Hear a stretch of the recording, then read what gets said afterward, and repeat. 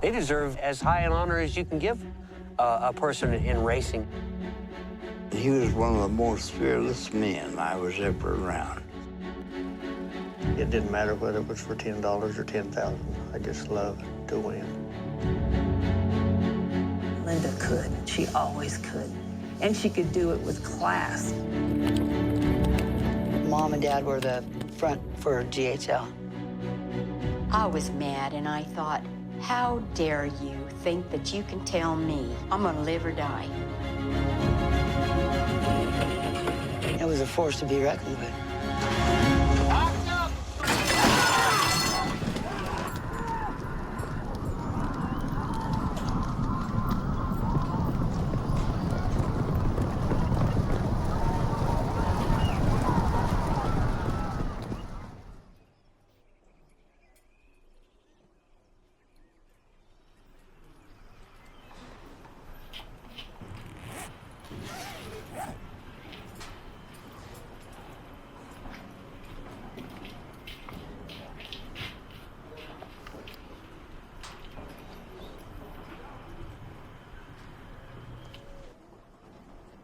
Glenn Hunt is a retired jockey and the patriarch of the Hunt family, which ran racehorses under the now defunct brand of GHL in the late 1960s to the early 80s.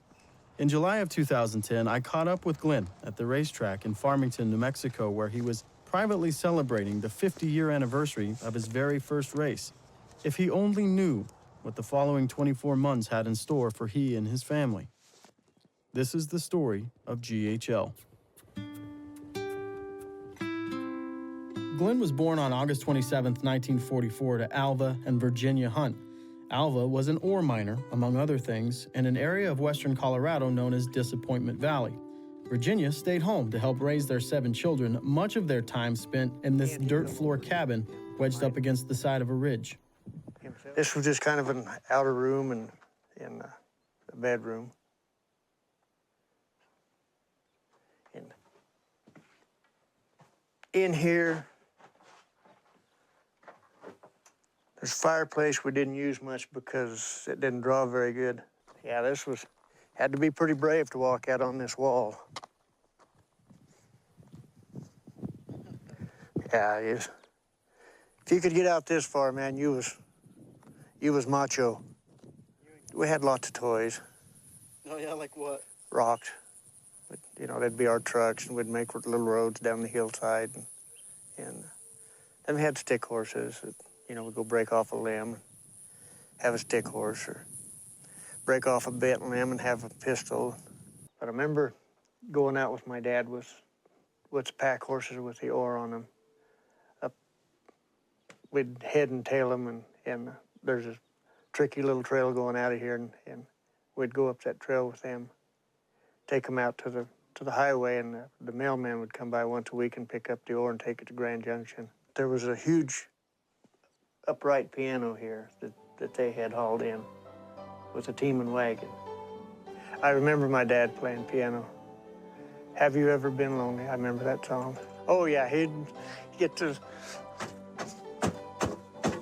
you know, I don't think he could play a note without stomping his foot. By just about everyone's account, Alva was a tough soul, made callous by the lifestyle that he'd carved out for himself. He was stern with his family, and affection was not only rare, but in many instances, it was forbidden. Fear was commonplace, and that can make for a lasting impression. I was scared to death of him. Why? I don't know, him and I was just scared of him. Before I started school, I took a nap and had a dream about my mother.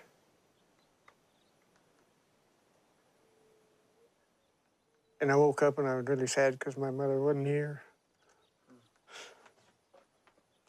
Life in the cabin being what it was and the heavy thumb of Alva pressing down, Glenn was willing to jump at the first opportunity to take wing, no matter how scary the situation. July 4th, 1960, I went to Ridgway, Colorado with a man named Bill Kelly. And never been on a racehorse, never been on a racetrack, never seen a jockey saddle. And I was going to race. Fortunately, I had a friend there that knew something about racing and told me a few things. And so I rode the race and I liked it. And I went to work for him the next day. And with that, the horse racing bug had bitten Glenn and bit hard, thus beginning what would be one of the most prominent careers in the history of quarter horse racing. However, it had to start with win number one. Finally won my first race at Hotchkiss, Colorado. I don't remember the date, but I remember the horse. Her name was Blackberry Coke.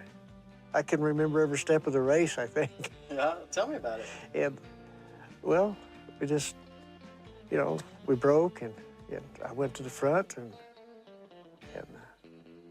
about halfway down there, it crossed my mind I might win this. Over the next couple of years, Glenn would take on a number of different jobs, some more glamorous than others, but his desire to ride horses continued to grow. Along that journey, as you'll learn, there were several interesting characters that became a part of his story. I was working for Jack Cat that winter, helping him lamb out sheep, and Byron Smith came up to Montrose and offered me a job riding for him. So I left the sheep to have their own lambs. And I went to Grand Junction to ride for Byron Smith, who had some very good horses and won a lot of races. Incidentally, his uncle is the one that trained Seabiscuit. Well, Seabiscuit or not, Glenn was not yet at the point where he could ride professionally to make a living. But that all changed, thanks to a woman, a phone call, and a missed turn. In 1965, I was working on the Morrow Point Dam, and I was dating this girl named Linda Edmondson. And her dad trained horses in Raton. So I went down to visit her and met him, and she had told him that I was a pretty good rider. And so I just got back, and he called me up and wanted me to go to work for him, galloping and riding. So the next morning I got up to go to work, and I just kept driving straight, went right straight to Raton. Really? I did. Like you made the decision right then? No kidding? Yeah. I was born in California. My dad was on the Aleutian Islands when I was born, and Mom was there. Her family was from Seattle. So anyway, we ended up in California. Born to a sailor and a beautiful auburn-headed dancer for the USO, Linda Edmondson didn't stay in California very long. Her father, George, moved his wife, Jody, and their 5 kids to New Mexico, not long after his release from the military. George had always had an affinity for the ponies, but was now hoping to make a livelihood out of it. Linda, being the oldest, took on some of the tougher tasks associated with her father's career choice. Dad was gone a lot after I was 12 or 13. He was trying to run horses in California and everywhere. So I took on the responsibility of breaking horses and riding them for him. And my brother Bud, we were very young. And there was a lot of poverty, you might say, and went without things, but as long as we had the horses, we didn't care. With a father that was constantly on the road and a mother struggling to raise a family single-handedly, Linda admits that family life in the South Valley of Albuquerque was definitely lacking something. I'm trying to find the word for it. It was not quite too dysfunctional, but they did what they knew. They did what they knew, and no, it wasn't a warm, fuzzy, lovey kind of thing. You were supposed to do this, you're supposed to do that. There were moments, you know, you kind of felt, but I think through most of my childhood, there was a void. There was a void. I do know that everything that I did with the horses was to please my dad.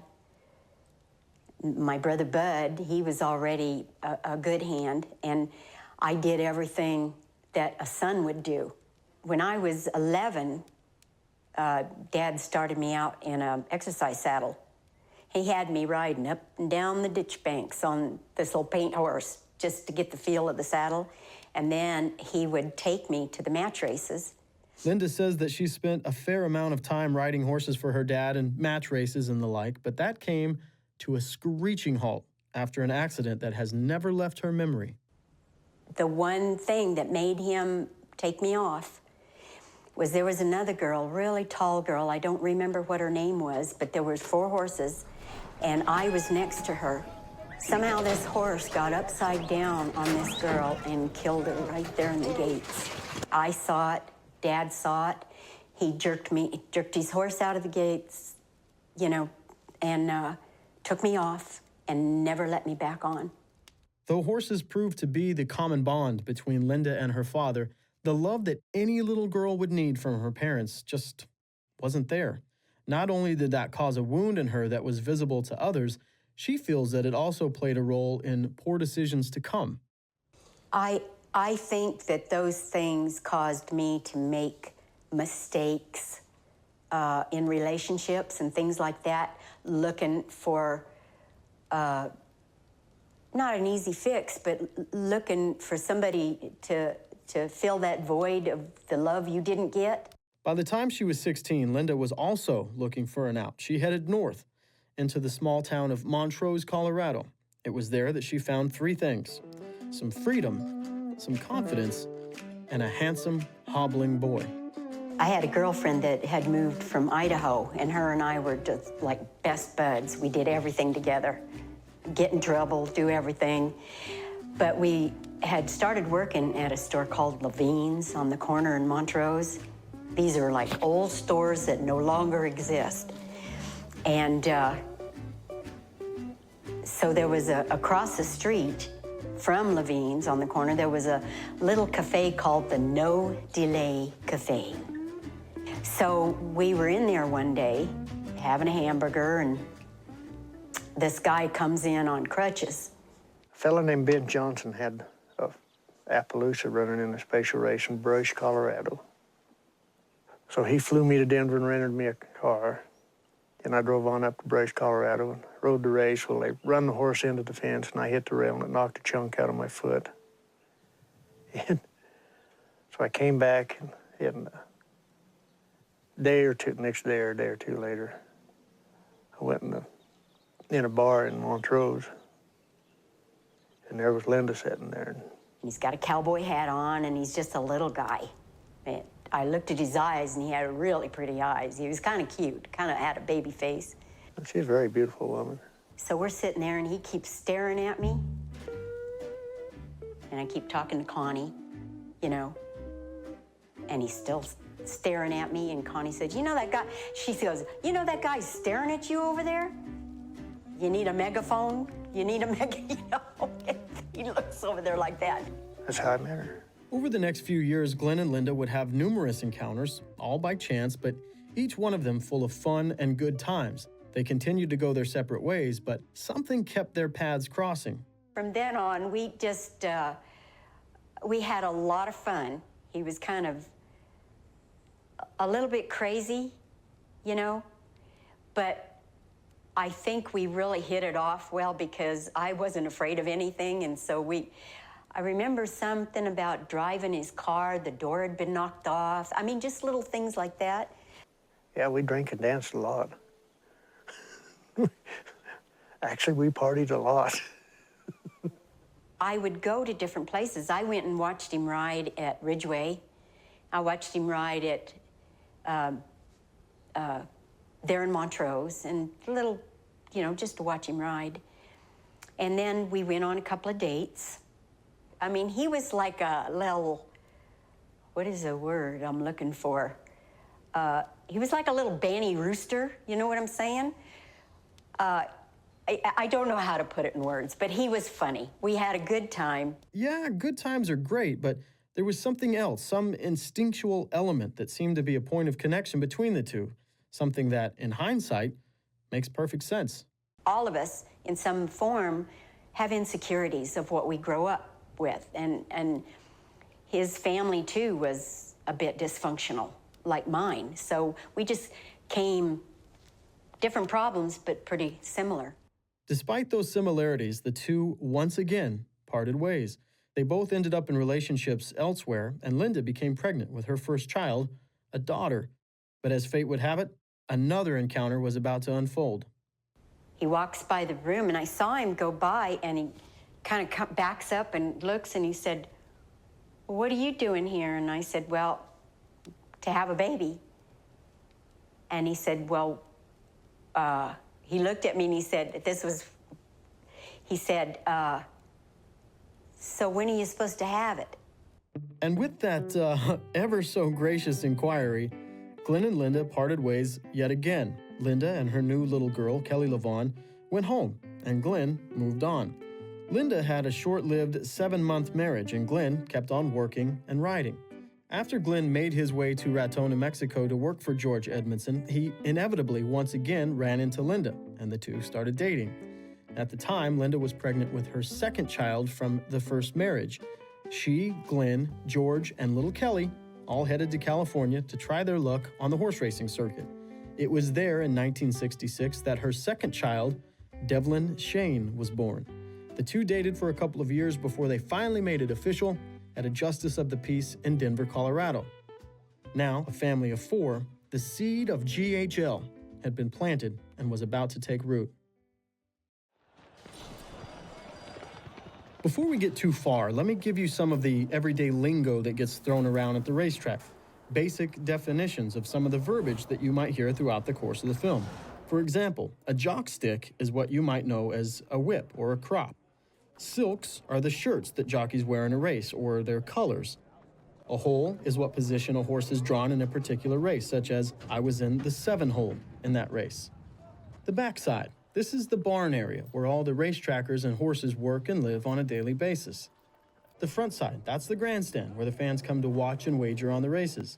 Now the bushes, or a bush meet, is an unrecognized meet where the mandated rules and regulations of horse racing are not actually enforced. This is where a lot of younger jockeys learn their craft, and trainers can get an extra out or two for a horse. An out, of course, being a race. If a horse is raced 5 times, he's had 5 outs. The paddock is the area on the front side where people come to watch the horses get saddled on race day.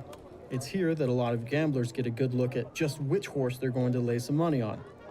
The post parade is the time between leaving the paddock and getting to the gates, where the horses are warmed up and the gamblers at the grandstand can make their final wagering decisions. The gates are the big metal partitions where the horses are loaded in and break out of at the start of the race. These can be a very dangerous place.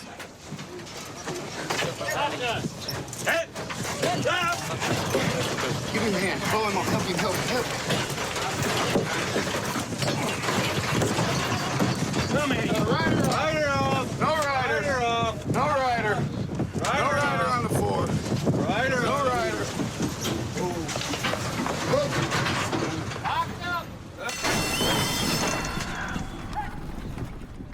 As far as the track itself is concerned, you have the clubhouse turn, which is the turn to your right if you're facing the track from the grandstands.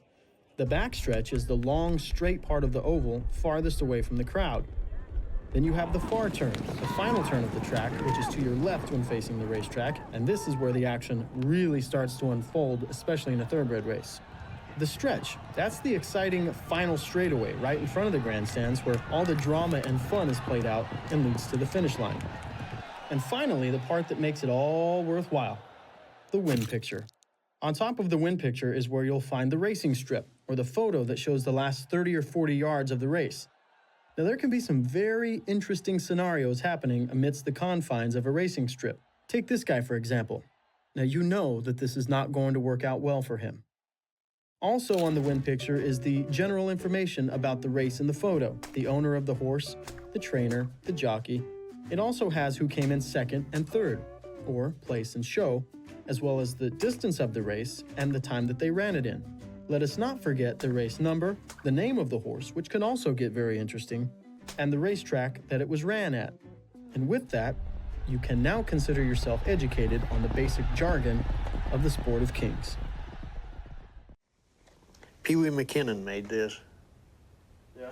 And he just took a solid square of aluminum and cut out for the stirrups and the billet, and then cut the center out so that get that much more weight out of it, and then just covered it with leather. And I went a lot of miles in that little thing, won a lot of races. Backing up just a little bit before the well-oiled GHL machine was in full vigor, and during the time that Glenn and Linda kept running into each other, Glenn continued to work at improving his skills atop a racehorse. That journey included some of the most memorable characters of his life. Pee Wee McKinnon, rode for him for a couple of years. That was an experience. Tell me what's memorable about Pee Wee. his orange Coke bottle glasses. Well, he was just learning, but he was fast. Glenn and Pee Wee spent a couple of years traveling around the Southwest, making stops in places like Colorado, Nevada, and Arizona. Yeah, because he was small and wiry and woolly. He didn't take no guff off of nobody. And that's what made him win all them races. Boy, they go into that turning. You better be a horseback or old Glenn will put it on you. One of the more interesting stops for the two came when they landed at Thunderbird Downs in Las Vegas. We had to go across the highway to run over there, and it was a 3/8 of a mile circle with a 3/8 of a mile stretch to it, and it was dangerous. And the 7 and 8 horse, when they put them in the gate, their tails was hanging on the sidewalk on the strip of Las Vegas. It was also during their time in Vegas that Linda, now becoming more of a constant in Glenn's life, would make the occasional appearance, and quite the impression. Boy, she used to come all dolled up to the races. I mean, had her turquoise on and everything. She was a shiny. He went to Los Alamitos to ride quarter horses, I think for his father-in-law, if I remember right. After parting with Pee Wee to join George and head to California, Glenn adopted his own philosophy of study to improve his craft as a rider. That philosophy came more out of necessity than anything. You know, most of your better riders, they had somebody tutor them. I had nobody. And I didn't have enough confidence to ask people questions. So everything I did, I pretty much figured out on my own. Glenn was an absolute student of the sport. He took what was right in front of him and used it to his advantage. What he didn't know, he learned, or he'd find out, and he studied. He studied his horses. He stayed up on top of things. I watched other riders a lot, and I watched what they did, and I learned to beat them because of what they did. Now, despite an admitted insecurity while on the ground, something happened when his feet were in the irons that created a confidence, an undeniable, singular desire. Win. I just wanted to win.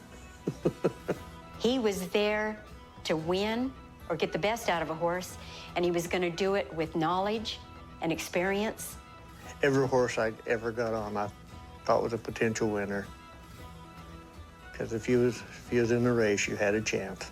And through that confidence, that self-tutelage, winning became much more of the norm. But still, he studied, seemingly unsatisfied to be even better than he had become the day before. So far to the point that it drove other riders out of the game. I used to have a friend called Zach Collins that would come and stay with me. And to me, he was the greatest horse rider I ever seen. And so we were at Monte Vista. And the first weekend, they ran 20 races. And him and I were first and second in 18 of them. And I got to thinking about that. And I said, Zach, you know, we're first and second in almost all the races. But you're first a lot more than me. Why is that? And he just kind of laughed. So they ran 2 weekends there, and the next weekend, kind of the same deal the first couple of days. And the last day, we'd ride a race. We'd go back in there, and Zach would say, looky here, said, you're in front. If you just sit still, you're going to win. But you turn around and you look at me, and I'm just sitting there cool, not doing nothing. So you think, man, Zach's on a lot of horse, he's going to run by me. He said, so you go to whipping, that slows your horse down, and I run by you. And I said, oh. And he showed me that 3 or 4 different races. So the next place we went was the Colorado State Fair. And the first 4 races, I just sit there and never cock my whip, never hit a horse, and just win the first 4. Zach said, "You sorry son of a bitch." He said, "I knew better than to tell you anything." Packed his tack and went home.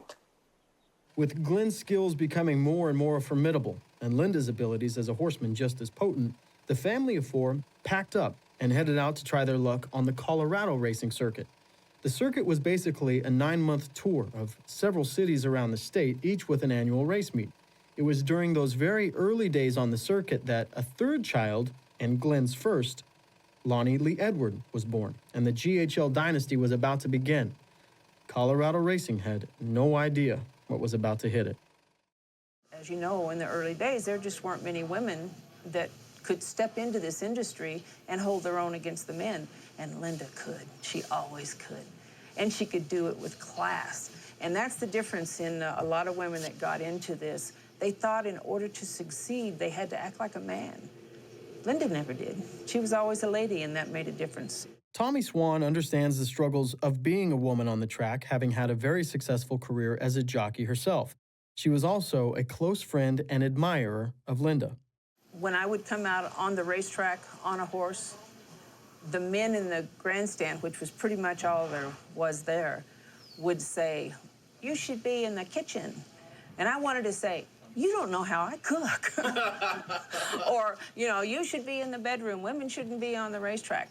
So I assume Linda was the same way. I'm sure at first the fans would look at the program, see Linda Hunt. "Oh, she's that beautiful woman," and, you know, "Oh, well, she's pretty, but she can't train." And they probably crossed her off. But after so long of getting their butts kicked, they started betting on her. Swan says that it was the determination and consistency that eventually not only won the crowds over for Linda, but helped pave the way for other women to come. Everything has to be in line, and you've got to have the ability to carry it out, to know your animals and to do it right. And she always seemed to do it right. And I think it earned a lot of respect and a lot of thanks from all the up-and-coming women that wanted to be trainers. Training horses is the toughest game in the world. You know, if you're ultra successful training racehorses, you only win 30% of the time. So that means 70% you get your butt kicked. Now, I mean, you think about that. If you're a stockbroker and you get kicked 70%, you're out of business. You know, I mean, it's a tough game, and it's 365 days a year. There's no days off. And a spectacular upset. Mind That Bird has won the Kentucky Derby. An impossible result here. Chip Woolley is someone who knows a little bit about the world of training horses, having won the Kentucky Derby in one of the most surprising upset victories in Derby history when he won the Roses in 2008 with Mind That Bird. No matter what the level, he understands and appreciates the difficulty in accomplishing what Linda did. That kind of stuff doesn't happen on accident, you know. I mean, winning leading trainer titles, you've done something to do that. They don't just give them to you. Chip says that the victories themselves are one thing, but doing it while raising a family, well, that's something else altogether. That's a bigger feat yet. You know, a woman doing that with raising kids, that's more than a full-time job. It was a good time because we were picking up some of the best horses, best owners, and we were kicking butt. It was a good feeling to have that security, and we worked hard, and we were close to our owners and made it like family. That maternal effort on Linda's part paid huge dividends over the years as the quality and quantity of horses in the GHL stable continued to increase. Linda was ranked nationally as a trainer several times, one of the first women ever to have done so, and meet after meet garnered leading trainer titles for her. That took hard work and long hours. It didn't, however, detract from her desire to be a fashionable, attractive woman. When I would go out there, I was representing us as a family, and we were different. Just because I was a woman, I could be out there and I could look really nice. And almost like do a man's job. I would hope she'd falter once in a while, especially when I was in so tough with her. But she was always very precise on everything she did, I thought. I started using them because we would run at night in Grand Junction, and it seemed like the orange goggles would gather more light, and I could see more. And then I just kept using them. I liked them. It was the early 70s, and GHL was now in full swing, spearheaded by the attractive, business-minded Linda and the raw, merciless talents of Glenn. The two took the world of horse racing by storm, orange goggles and all. It went without saying, the person I had to beat in that race was Glenn. He was always, and not just because maybe he was on the best horse, but because he was the best rider there. Nobody ever had a seat on a horse like Dad. Nobody. With him being the rider, the quality rider, I mean, he was good. Glenn being an amazing jockey that he was, you know, and making everything happen. I mean, that deserves a lot of respect. Fearless, the most fearless man I ever seen. He didn't have fear. Fears? I don't, I'm not sure I had fears. Like if you have a small hole to go through, if you have fears, you're not going through it. I would just make it a little bigger. Fearlessness combined with drive is a powerful combination. In his career, Glenn won somewhere between 2,500 and 3,000 races, reaching that sum by often winning 4, 5, or sometimes 6 races in a day. A rare feat no matter what level of racing you're at. Just ask 12-time Breeders' Cup winner Garrett Gomez. Gomez, who has won the Eclipse Award as the nation's top jockey several times and was the leading money winner for 4 years in a row, grew up in the Southwest, and his father, Louis, used to ride against Glenn. We caught up with Garrett in the jocks room at Churchill Downs. I mean, to win six races in a day, not a whole lot of guys that ever did that. I don't think I've ever did it. I think the most I've ever won is 5. You know, there's to win 2,500 races throughout his career is quite an achievement. 2,500 W's, that's a lot of W's, you know. It's hard to win that many races, whether you're a thoroughbred rider, quarter horse rider, whatever. I mean, it's hard to win that many races. You got to be a good rider. That's one of the things I did admire about him, because he'd get on a horse and you were going to get 100% or 110%. He was going to get everything out of that horse that he could get and give you the best ride that he could give you. And you would never know if there was any fear, if there was anything. He just don't show fear. In the gate, or anytime a horse throws a big fit at the gate and Glenn was on him, he just as cool as a cucumber. You have to really be confident in your own skin and in your ability, and he was. And he also cared about his horses. Too many riders think, well, they override. They think the harder they can beat a horse, the faster it's going to run. Wrong. He rode each horse the way it needed ridden. Almost perfection. I have to give it to him. I mean, through all our years of ups and downs and everything else and things we've been through, that's one thing I could never take away, was the respect I had for his riding and what he was with a horse. Yeah, he was good. I remember one time when I was 16, I took a wind picture to him to show it to him, and I said, look, he goes, so look how you're sitting. He says, you look like shit.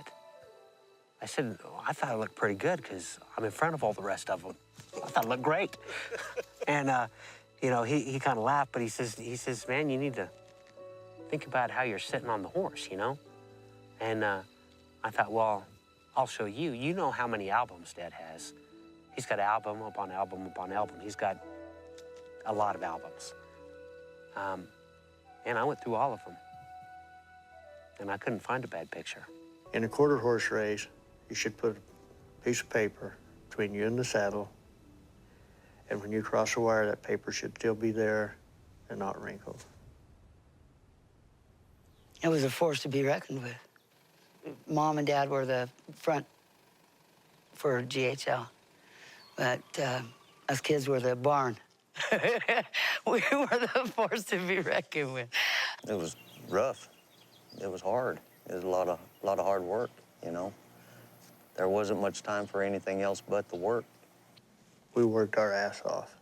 They helped clean stalls, they helped cool out horses, they helped give baths. They just were like little grooms. Slave labor? Slave labor, call it what you want. Mom and Dad had slave labor.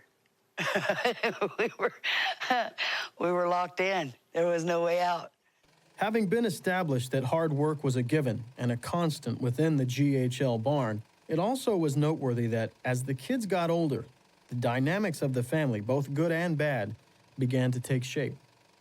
It was tough. It was tough. It was fun, but you know, we really tried hard to make Glenn proud. And well, it didn't really seem to matter what we did. Didn't work out too good, but When Lonnie came along, he was the little first guy, you know. He was Dad's. And that made a difference. That made a difference. And it kind of started showing in his relationship with the other two. And I noticed it, and even as young as they were, they noticed it. Kelly and Scooter both had a lot of mistreatment for reasons that they couldn't understand, okay? Kelly and Scooter resented me for reasons that I didn't understand.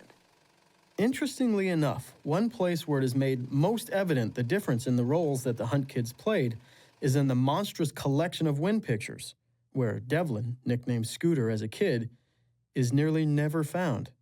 I was busting ass at the barn, you know. Never bother you? Yeah.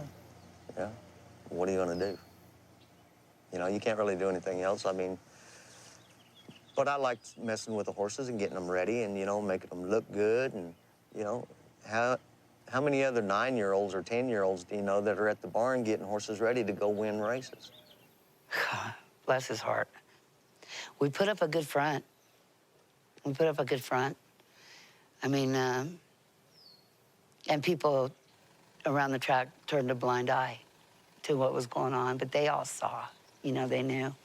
But Scoot, he didn't stand a shot because I knew that Mom loved me even though it was conditional. Dev didn't have either one of them. He didn't have anybody. No, I was busy enough, it didn't bother me. I didn't let it bother me too much, you know. I was luckier than Kelly and Scooter because I got to go to the races. I was able to talk to everybody, and there were a lot of people that would go and just bet on Mom or just bet on Dad because it was their horse. The presentation was wonderful, and that's what people see. That's the first thing they see, and it's very important. They'd always have them looking tremendously well. In a small racing like we had, they was top, you know, in the way they presented their stalls, their appearance in the paddock, and their appearance around the races. People did respect them. I always thought that whether a horse won or not, that owner had a right to have a nice-looking horse in the paddock. I made pom-poms for all my horses. I made them all from scratch. Ah, the pom-pom, a fuzzy little ball of yarn fashioned into the mane or tail of a racehorse to make them look fancy. And in case you're wondering, there is no such thing as a pom-pom tree. No, we have to make those things. Pom-poms that we made, and because trust me, I spent a lot of time making pom-poms. Pom-poms in their hair or in their tail or, you know, wavy manes. Oh, it got crazy there for a few years. That's all we was doing was making horses pretty. I hated it. It got severe. I made the ladies look like ladies, and I didn't embarrass the gentlemen. Horsewise. Horsewise. That's awesome. It wasn't just the horses that had a look to them. It was the entire brand of GHL, right down to the colors. Burgundy and white. Everything was painted burgundy and white, and that was, everybody knew that if something was burgundy and white, it belonged to us. It was something to be proud of. I mean, we were proud, and it showed in what we brought to the track. you kind of got a feeling when you're leading the horse up there, you know, something special is going to happen, you know. And it usually did. It usually did. And it was fiercely competitive. I mean, there was a lot of competition. I mean, intense competition. But at the same time, man, you know, I mean, every place we went, we'd have a big barbecue where everybody got together, and you know, and if anybody outside the racetrack, let's call them interlopers, if anybody outside the racetrack were to get on somebody from the racetrack, everybody else from the racetrack was there. You know, they had their back. Very similar to a traveling circus or the like, the people of the Colorado racing circuit would move from place to place, often in convoys, to get ready for the next race meet. Of course, that was a different era, and things got settled in their own ways. But the care and concern for each other was always present, theoretically. Outside of the fist fight,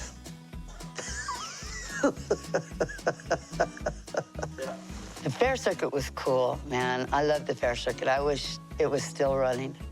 The places that it was a pain in the ass to load up every couple weeks, unpack, and then get there and unpack it. I felt like a carny. There were ups and downs. I mean, we were always moving away from somebody, but we were always moving to somebody as well. It was a lot of work. It was a lot of work, but I knew I had friends in every town. So it was like, oh, cool, I'm gonna get to see so-and-so. We're going to Akron. Okay, cool, I get to see so-and-so. but when the races were over, during the week and stuff, we'd have barbecues, and we were pretty much a big family, kind of. Everybody was very competitive. You know, that you saw a lot of jealousy, especially if you won a lot and everything. But when it came right down to it, if a person was in trouble, any of the horse people, they stuck together. The fun thing about it is we can go anywhere to any racetrack and somebody knows us, you know. That's the fun part. But I just hate they know me by Scooter and they don't want to change. Quit calling me Scooter. It's amazing to me that, you know, from rider to groom to, you know, the person who cleans the tack, if they're in the grandstands, even the betters, it gets really still, real quiet, you know? I mean, you hear people in the grandstands, but everybody that's at the fence, when they're watching that one horse, waiting to see how well it improves their life, you know, because one horse can make or break the whole barn. Whatever their hopes are, whatever their dreams are always pinned in that one moment just before they kick them. And that breath you take, that one moment of hope where anything could happen. Anything could happen. And it's just like, ding.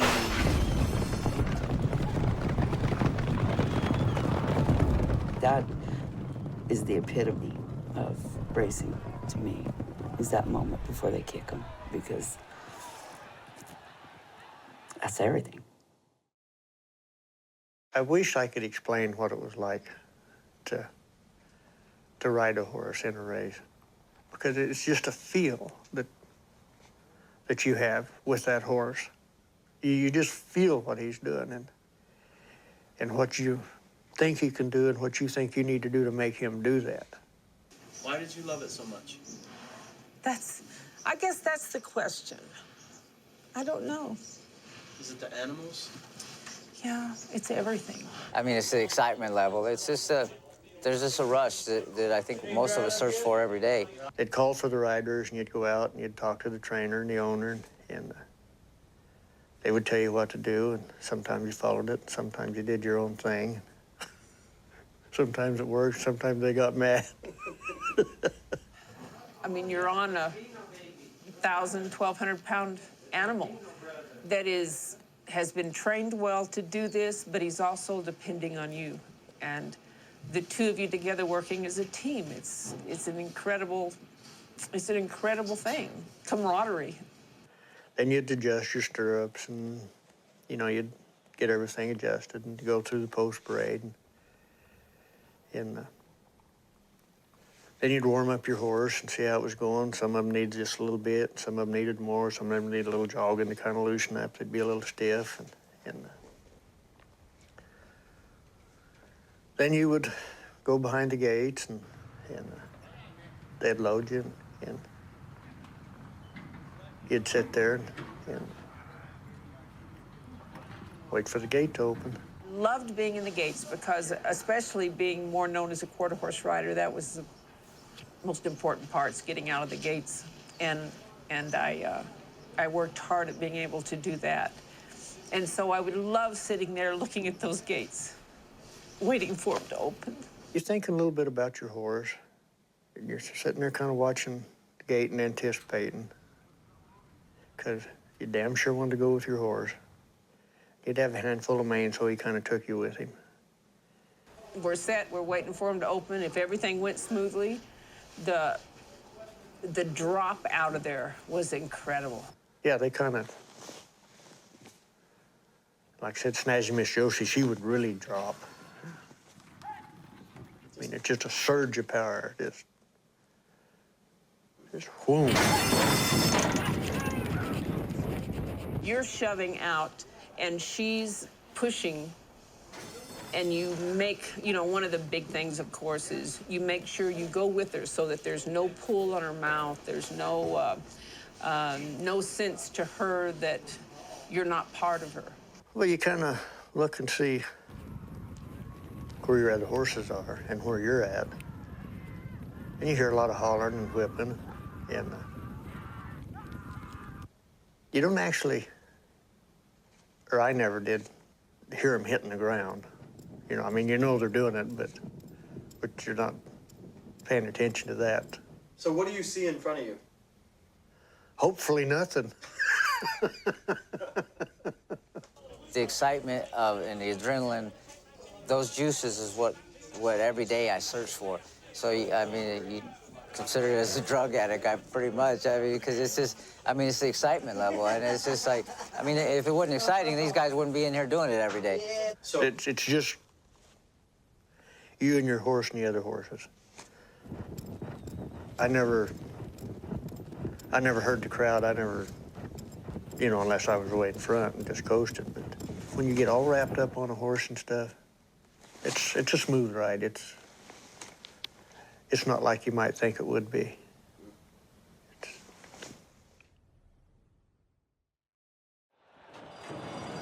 I just felt her bobble, and you just know. You just know. And I just started trying to get loose of everything. And the horse is going down. Glenn is flying through the air, looking back at the horse, knows the rest of the field is going to run over him. But he looks at the horse to see if he'd broke his other leg. And I was standing right by him, and you could see just plain as day. No fear, just looked to see what was going to happen. Danger is an assumed risk in the world of horse racing. It's a given. None more so than by the jockey, but it definitely has its effects on the family as well. Usually happens fast. You don't have time to think about it till you hit the ground, and first thought is, God, I wonder what I broke.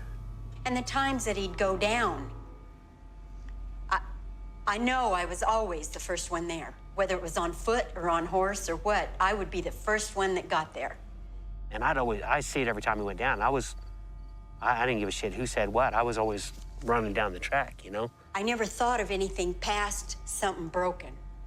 You know what I'm saying? I just knew that he probably broke something. But always hoped it wasn't his neck. Because I kind of just took it for granted. He was tough enough that, you know, I forgot that he was a person and that he was just tough.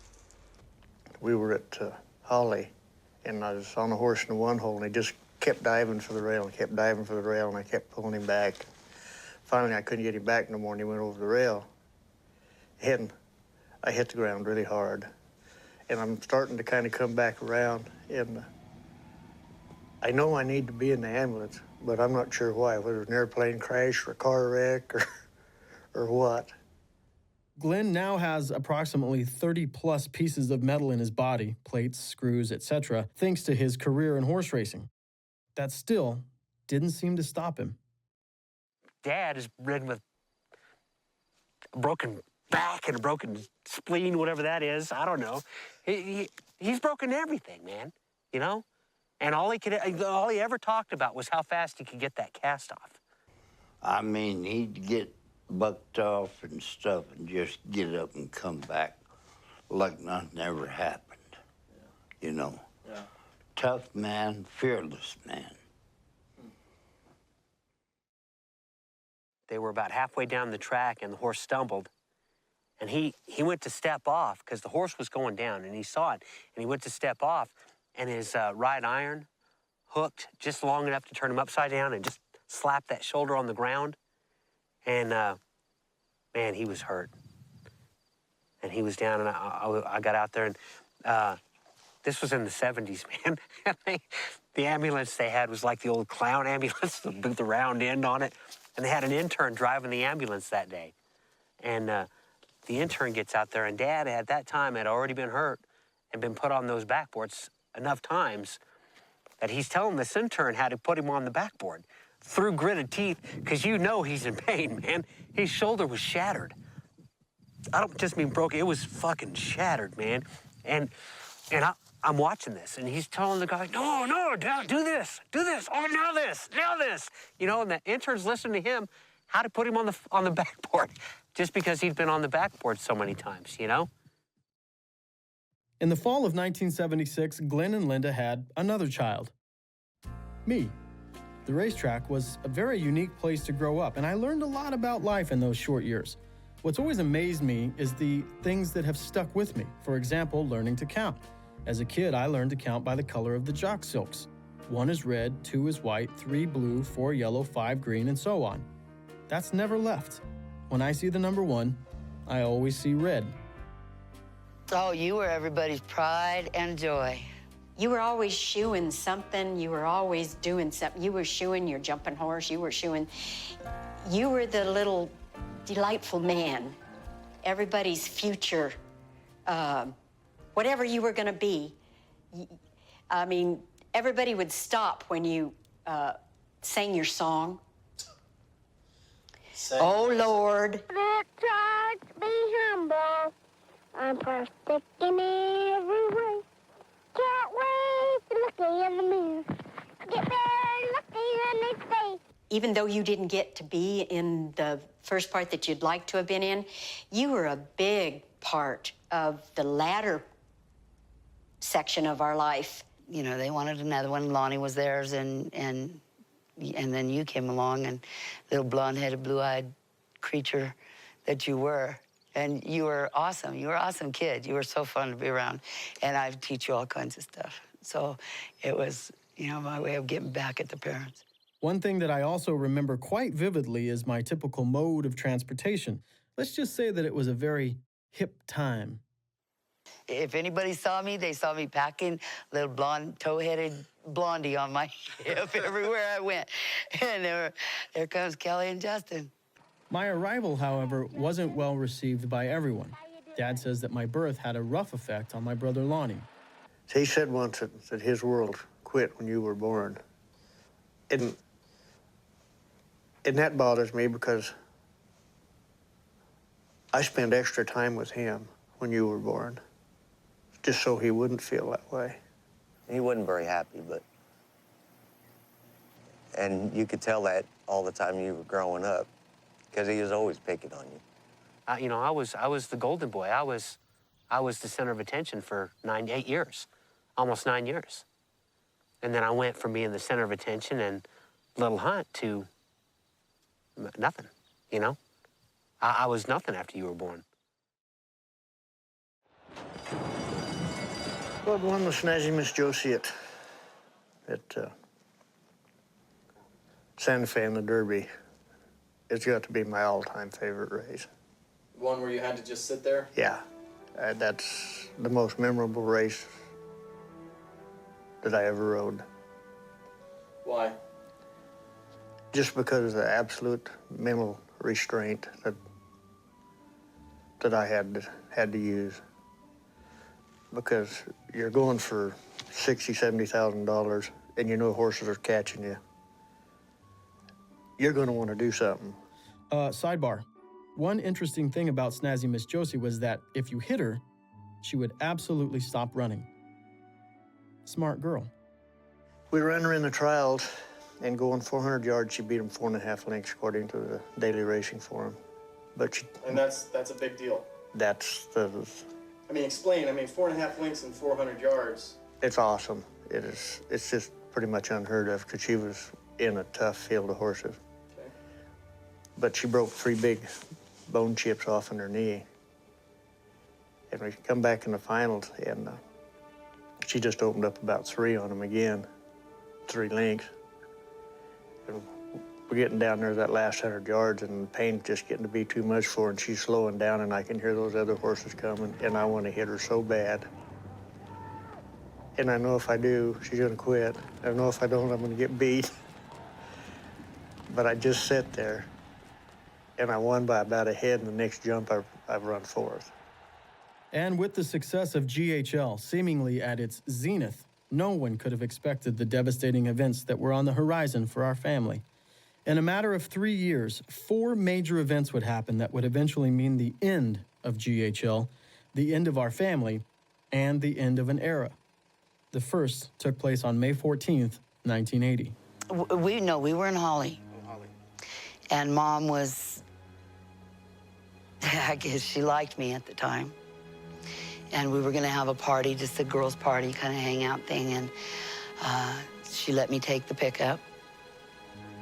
And of course, you know, I had just learned to drive. But Kelly had dropped you off at the babysitter, and then she had like 3 girlfriends with her in the pickup, and they headed on up the road. I took the truck, and we were out messing around, and, you know, we going too fast down the road, and rabbit or something, I don't even remember what it was, a rabbit or something ran out in front of me, and I swerved to miss it and lost control of the truck, and it rolled 4.5 times, and it threw all of us out and along the highway. And I was over at another friend's house. I think me and Lonnie both were at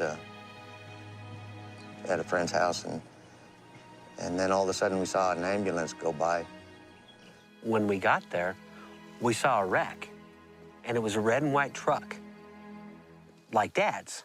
And I said, man, my dad's got a truck like that. And we started walking closer to the wreck, and, you know, figured out that it was Dad's truck. I was like first or second one there, and it was pretty bad. I mean, saw the pickup in the ditch on its top, and come up on the girls. It was just an awful scene, you know. There was girl. There was a girl laying in the middle of the highway, or there was a body laying in the middle of the highway that was covered up. So you knew that person was dead.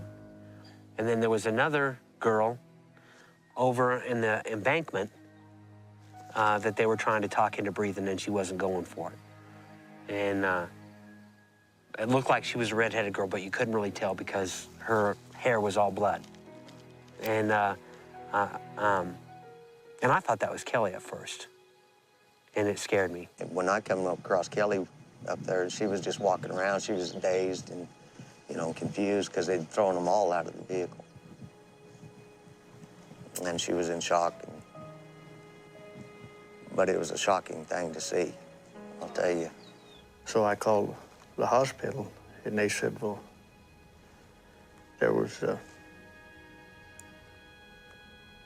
4 of them in the pickup, and 2 of them didn't make it. And I thought it was Linda and the 3 kids. There were 4 of us, and 2 of my friends died, Kim and Stacy Grogan. Needless to say, I wasn't welcome in Holly after that. It messed Kelly up, you know, in her head for a while. I mean, that is something to lay on your shoulders and have to carry for a while. And Kelly did, you know. And people blamed her, and you know, it's a lot for a young girl to have to take on. And I walked away virtually unscathed. I mean, I had some cracks and bangs and, you know, but nothing like the girls did, and I'll live with that guilt. Did you ever deal with that with Kelly or talk to her about it? No, not really. And I should have, but I didn't. Yeah, I handled it badly. This would not be the last tragedy to strike. In the fall of 1981, while riding a colt in this field in Boone, Dad suffered a leg injury so severe that it would end his riding career and leave him wearing a brace for the next 3 years.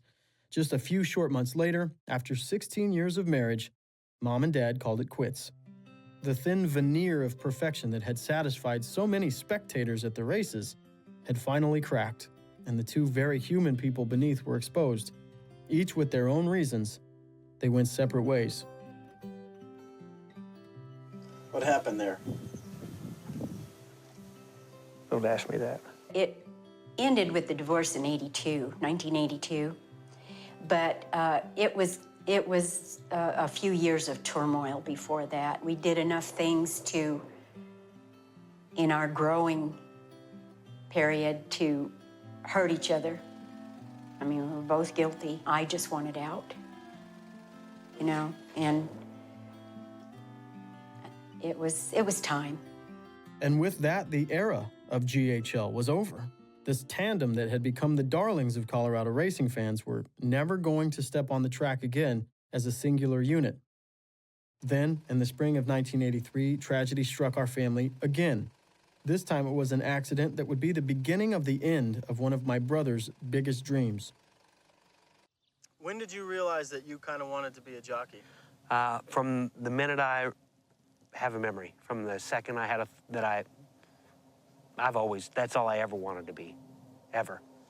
Now, I remember people used to ask me, hey, Little Hunt, and that's all anybody ever called me was Little Hunt. Hey, Little Hunt, what are you gonna be when you grow up? I'm not gonna grow up, I'm gonna be a jockey. All he ever wanted to do was be a jockey. That's all he ever wanted to do.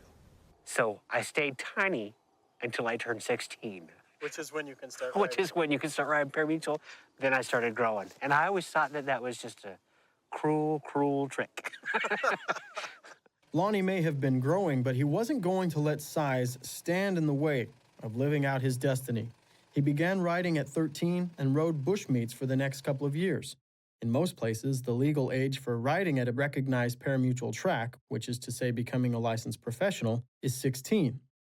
In March of 1983, when he was 15 years old, an opportunity arose that Lonnie could not pass up.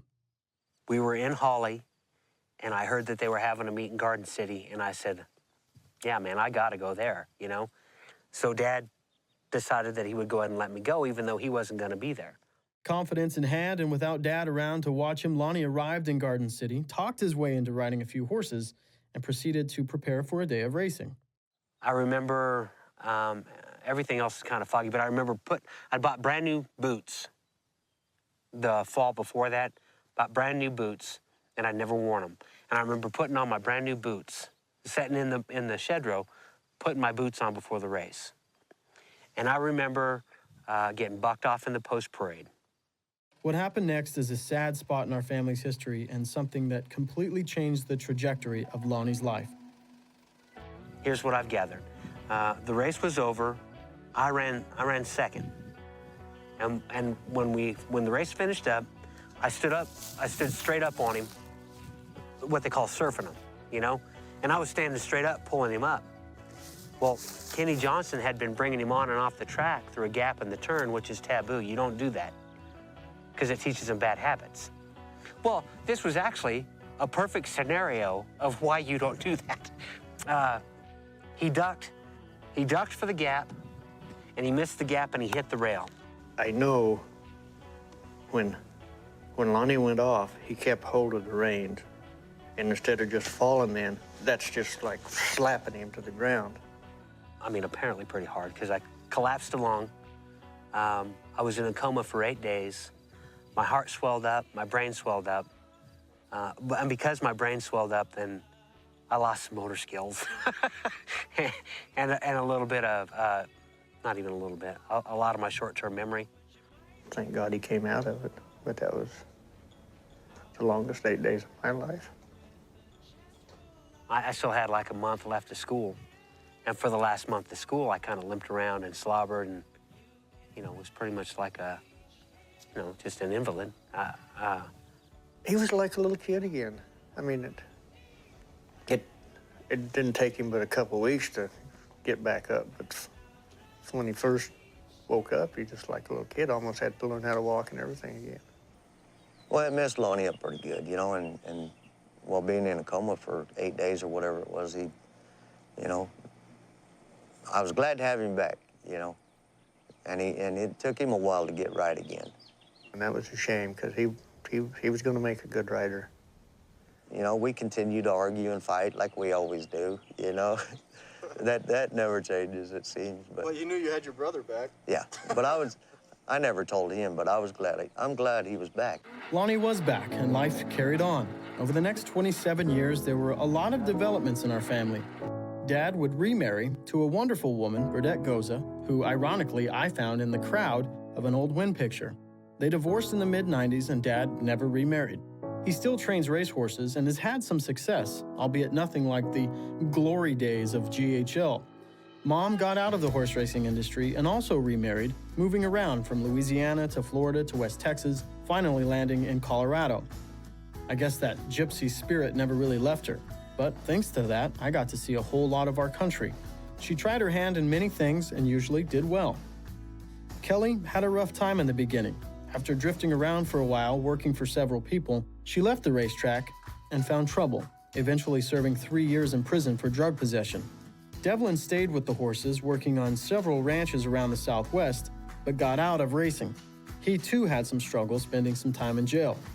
Lonnie ended up enlisting in the Army, Infantry Division, and went to Desert Storm in 1991, where he earned a Bronze Star for bravery. The love of horse racing has never left him. As for me, I got some breaks that those guys never got. I went on to play college football and got a degree in broadcasting, which I turned into a 9-year career in television before I left to start a video production company. Sadly, over that time, nearly 3 decades, we all just drifted apart, slowly, like people lost at sea. Before you knew it, we didn't see each other anymore. There were rifts and wedges that came between us, grudges and hard feelings, impenetrable pride. In essence, the dynasty of GHL had dissipated, and the colorful banner of burgundy and white that the Hunt family once flew so proudly had faded. It was sad. If they're not going to be recognized for what's accomplished, I don't know who nobody else is going to be, because they're right at the top. Nobody has ever accomplished in Colorado what Dad and Mom accomplished. Nobody. I can't think of anybody else who win as many races or had as much notoriety for both frontside and backside. Yeah, I think so. How many combinations like that do you get to see in life, you know, where they dominate the racing field or the racing industry, that part of it, for that long, year after year after year? I don't want to sound like I'm bragging or nothing, but every town knew Glenn Hunt. And everybody went there to bet on Glenn Hunt. Or, you know what I mean? Mm-hmm. And I think I helped horse racing a lot in Colorado. I'd like to think that, this is emotional. I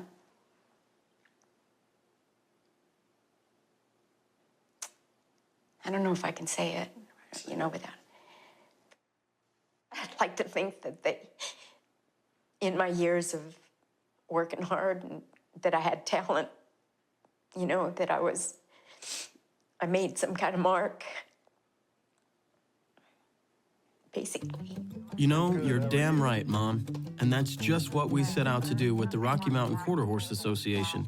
In early 2011, my siblings and I started the process of nominating GHL to be inducted into the Hall of Fame. Meanwhile, another story was starting to develop in our family that had been hiding in the shadows for a couple of years, or More candidly, had been placed in the shadows on purpose. In 2008, they found a mass in my gallbladder, and when they took it out, they had to take part of my liver, and it was cancerous. It put the fear of God in me. And so I just decided to take it upon myself, mentally and physically, to take charge of my life. And so I did. February of 2009, I decided that I would get brave enough and just have a checkup. This doctor I'd never seen before, and he was rather rash. And he had my x-rays right there, and he said, "You see that little thing right there in your stomach? That is cancer in your stomach lymph node." And I said, "Well, can you take it out? Can you do it?" He said, "There's not a thing we can do about it. If you want to take chemo, you can do it, but it's not going to do any good." I said, "Are you saying that I'm going to die?" And he said, "Basically." And that was the conversation. Not being the type to take that kind of news lying down, Mom became determined to beat the cancer. And if you haven't learned it by now, if anyone has the tenacity to do that, it's her. So when we left, we were both crying in the car. I just was totally lost. And by that evening, I was mad. I was mad, and I thought, how dare you think that you can tell me that I'm gonna live or die? And I jumped into regiments. I read, I looked up everything, and I started on a health regimen and totally ignored. And it was physical and mental. I finally let you kids know about it, and I didn't want to do that. I feel really, really bad for her. If there was any way I could help, I would. I've been thinking, should I call her? Should I write her a card? Should I do something? I mean, I feel like I should do something. As the year progressed, I, along with the help of my siblings and some family friends, continued the arduous quest to get Mom and Dad inducted into the Hall of Fame. Mom, unfortunately, was really starting to lose weight, so it really felt like we were in a race against time. In October of 2011, through a twist of fate, we all ended up in the same town for a funeral. So early one fall morning, Kelly, Lonnie, and myself asked Dad to meet us at what used to be Uranium Downs, the racetrack in Grand Junction, Colorado, where he'd been the leading jockey for 14 years in a row.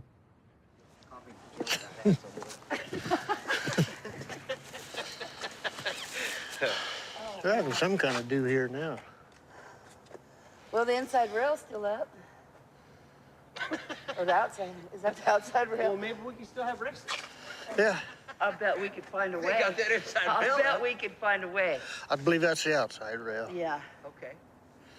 Wow. Otherwise, it'd be tripping over the goosenecks. Yeah. Right, that's what I'm thinking. Kind of pointing in as I'm doing. For half an hour, we stood around and laughed and told stories. It was cool to see so many of us in the same place at once. We even took Dad up into the grandstands to give him the perspective of some of those who used to cheer him on so long ago. It was also a nice flashback, considering that this was the last track that he rode at before the accident that ended his career. To this day, the place still has some fond memories for him. Last day I raced here, they gave me a belt buckle for leading rider, and they gave me a trophy for being a leading rider for 14, 15 years. I think I won the last 4 races of the day. They were all stakes races.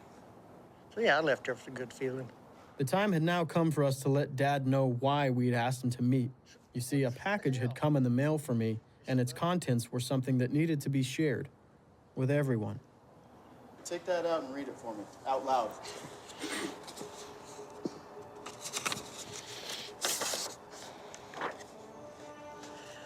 We are pleased to advise to you that the Rocky Mountain Quarter Association Hall of Fame Committee has selected GHL to be inducted into the Hall of Fame as part of the class of 2011. You're going into the Hall of Fame. I'm flabbergasted. I mean, goodness, that is Is that awesome or what? That is awesome. I never expected something like that. I thought my years were over. That is so nice. Don't even know what to say. And that's not like me. You earned it. Oh, well, thank you, honey. Other people have recognized it, and Oh, and that's wonderful. yeah, Hall of Fame, Mom. Oh, my God.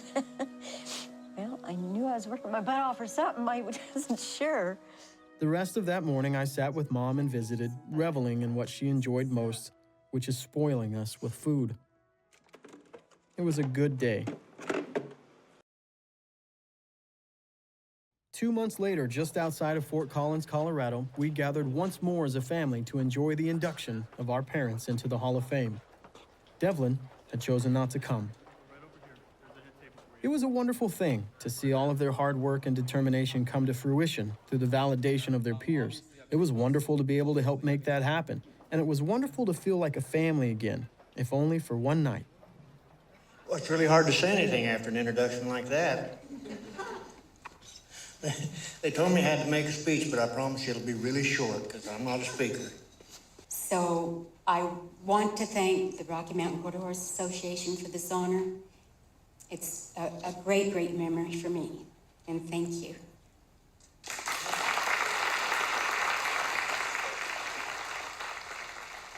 After the induction ceremony, several people came to offer their congratulations and look over some of the memorabilia that had been put on display. Family members and friends that we hadn't seen in a long, long time were there to celebrate with us. It was just a special night, but as I watched Mom more closely, I could tell that she was in severe pain. After all of those years of work, all the time that she had put in, all the races won, she couldn't even enjoy the one night that she was the one to be celebrated. Before any of us knew what had happened, she had gotten sick and was whisked away back to her hotel room, where she would stay for the remainder of the weekend. It became apparent that cancer had gotten the upper hand. I'm not really scared because I have felt confident that I was going to be blessed with some healing. About a month after the Hall of Fame ceremony, Mom came down to live with me in Phoenix and began treatment at a well-known cancer center. We did this interview the day before her first chemo treatment. Tomorrow is a kind of a turning day, you know? It's the next big step. Unfortunately, it was a turning day, and a very bad one at that. The chemo was rough on Mom's body, and the days following the treatment were very tough. The following week, when Mom was supposed to have her second treatment, her blood pressure was too bad for them to proceed. That would end up being her one and only treatment. By the end of that week, she had gotten an infection in her ankle, more than likely due to the chemo, and we had to take her back into the hospital. By that time, my sister Kelly had come down from Denver, and it was then that they told us that Mom had just 2 to 3 days before the infection would be too much for her body to handle. Within hours, Lonnie was on his way from Denver, and we were all convening to be with Mom at my house. What happened next was a shock to us all, and the best gift that Mom ever gave to us. Because of the infection, they basically had to cut everything off of her ankle, including all of the skin and muscle, leaving just bone and tendon. Hospice care was set up in my living room, and we stayed beside her basically around the clock. In one of the more beautiful scenes I've ever seen, much less captured on camera, I watched my rough and tumble sister become a tender little girl again, delicately applying makeup to our dying mother's still beautiful face.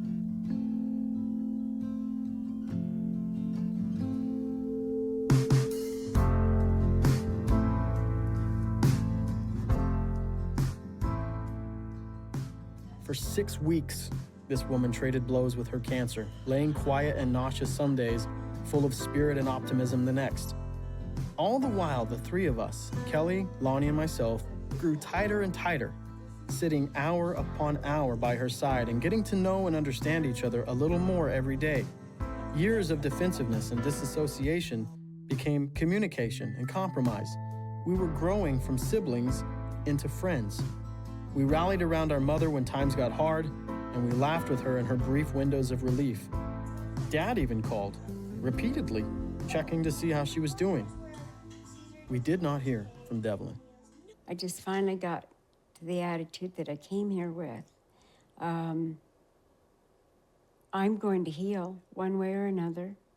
It was a blessing I was pretty much expecting every day, that I could get from this point to that point. And then when we get that out of the way, then I'm going to the next point. We also discussed what it meant to her to see us pulled together as a family once more. We're all here because of faith, because love of each other, respect, and a big surprise package of fun and laughing and talking about old times and things about your kids. And your dad, you know, he's had a really great reaction to trying to be part of my healing and our healing,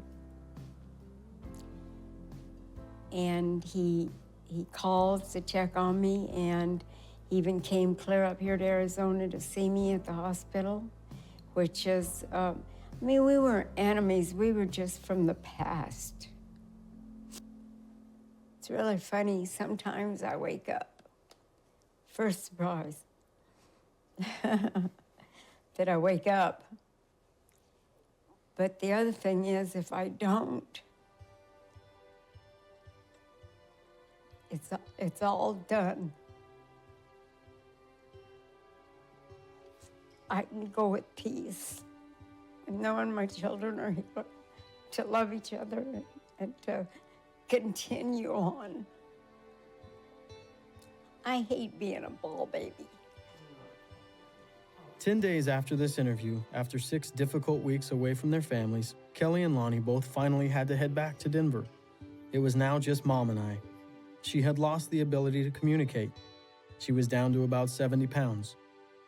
4 days after my brother and sister had left, on a beautiful Saturday afternoon in March, I held our mother's hand and spoke to her of love and peace and God's grace as I watched her breath slowly come to a stop. She had left us. She was 67 years old.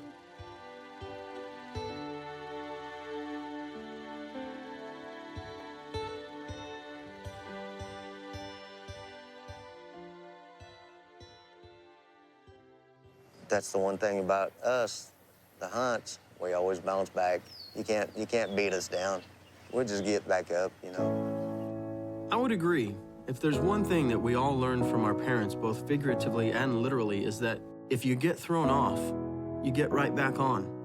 They instilled in us a sense of fortitude, a real grit, and taught us that life is going to punch you in the mouth, so you have to punch it right back.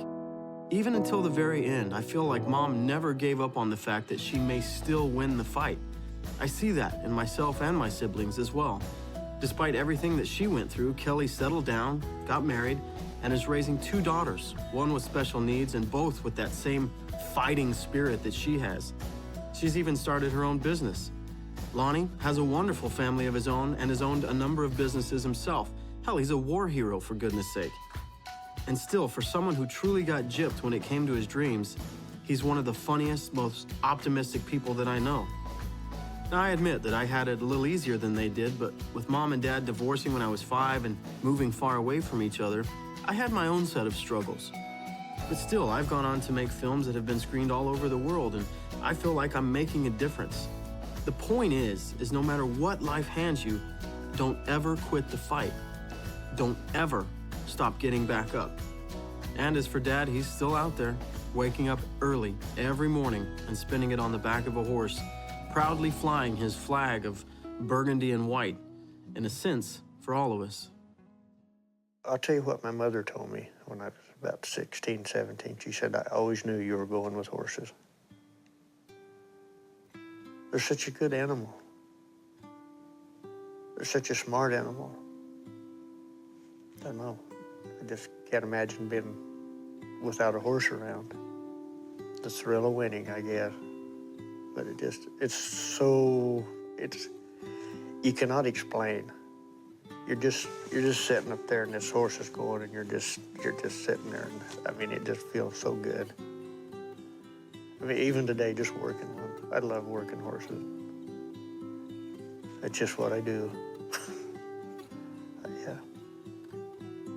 I like horses. I just wish I was 30 pounds lighter, I'd still be riding races. I loved riding races. I loved it. The passion is apparent. Winning, paramount. The drive that fueled our father was the drive that fueled our family. We were and are just that, a family. We're an ordinary family with struggles and differences, failures, successes, and personalities. We're an ordinary family with love and compassion, zeal and angst and pride. But we happen to have lived in an extraordinary world, full of characters and competition. Our lives consisted of pageantry. It revolved around being the best. We have survived on humor. We've faced danger head on, and we have danced with death, even going so far as to hold its hand. All of this steeped in the love of an animal and what happens in those breathless moments of hope between the time the gate opens to the time we cross the wire.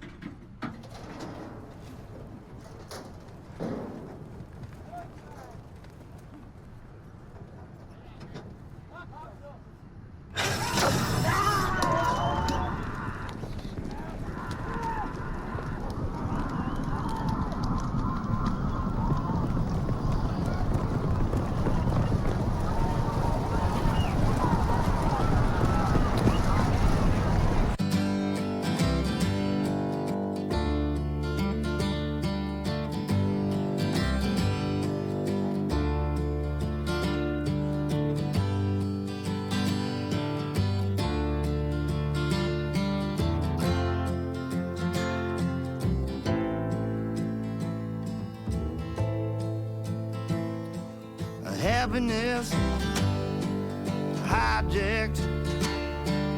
Hardly do we ever turn the other cheek.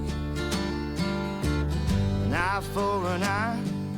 What is that smell? And why do we put each other to hell? When between us, our heart should be big enough to sail this sweet ship. I think we had enough. She called me from heaven on a cellular phone, beyond that sad mountain of steel and bone. Yes, between us, our heart should be big enough, big enough. Such a reverence for the dust. He held his hand just like a cup. Eye for an eye. What is that smell? Why do we put each other to hell? When between us, our heart should be big enough to sail this sweet ship. I think we had enough. She called me from heaven on a cellular phone, beyond that sad mountain of steel and bone. Yes, between us, our hearts